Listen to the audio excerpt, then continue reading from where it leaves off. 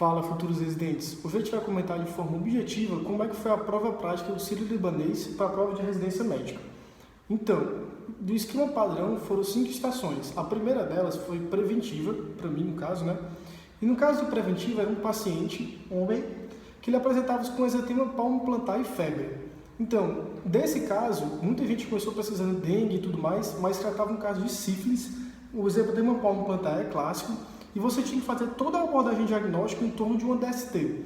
Então você tinha que perguntar fatores de risco, você tinha que perguntar sobre a sexualidade do paciente, você ia descobrir que ele era homossexual e que ele mantinha relações de risco sem uso preservativo.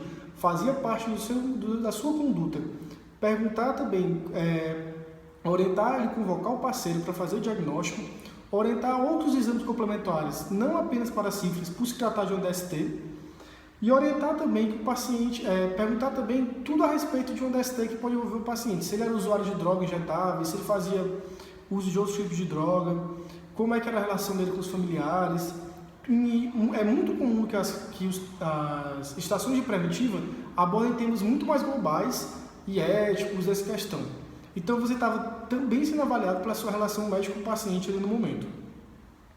Outra estação que caiu foi a estação de cirurgia, que foi um caso clássico de apendicite. Lá você tinha que dominar as perguntas-chave do apendicite. Você tinha que perguntar onde é que era a dor, onde que começou a dor, que ele dizer que era epigasto, se ele tinha sintomas de anorexia prévios, se ele tinha febre e também se ele tinha algum sinal de complicação, como uma massa palpável no abdômen ou se tinha uma dor generalizada no momento, pensando numa peritonite.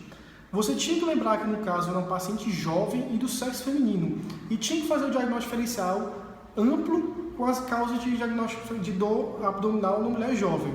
Então, era importante você perguntar a data da última menstruação, era importante você perguntar se ela tinha gestação ectópica prévia. Então, com isso, ele pediu para você passar para o exame físico.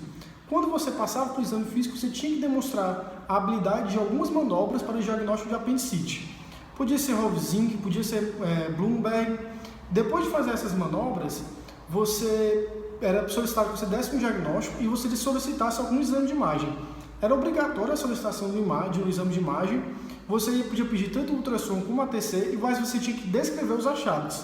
Então é mais um caso em que a radiologia faz parte de uma prova teórica e prática. Após escrever os achados, ele pediu para você fazer a prescrição desse paciente. Você não podia esquecer de indicar a antibioterapia, você não podia esquecer de você fazer a analgesia do paciente, a dieta adequada e indicar o procedimento cirúrgico.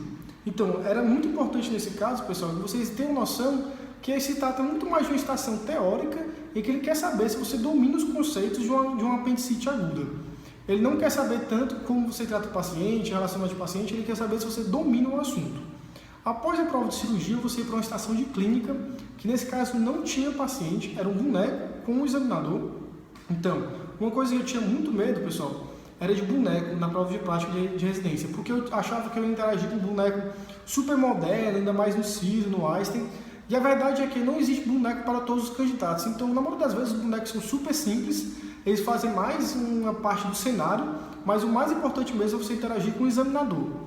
Então, quando você interagir com o examinador, você não podia esquecer a primeira coisa, é que ele é um paciente com taquiarritmia.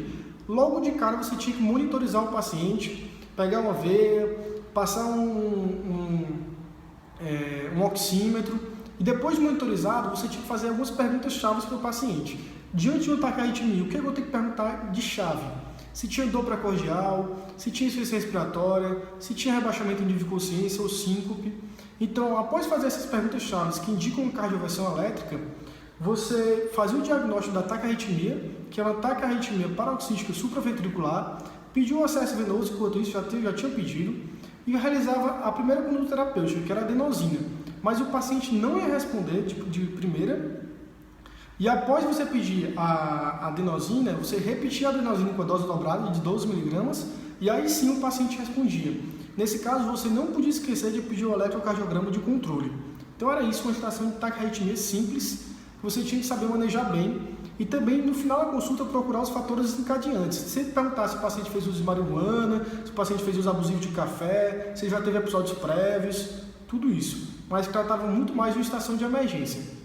Depois da estação de clínica, você ia para a estação de GO, que também não tinha paciente, era um examinador e um boneco. Nesse caso, pessoal, o primeiro passo do conhecimento da prova era você reconhecer a variedade de posição do boneco. Então eu acho que quem teve contato com aquele tipo de boneco anteriormente teve muita vantagem, certo? E o que acontece é o seguinte, pessoal, como eu falei, os bonecos são simples, os bonecos são os mesmos praticamente em todo o país.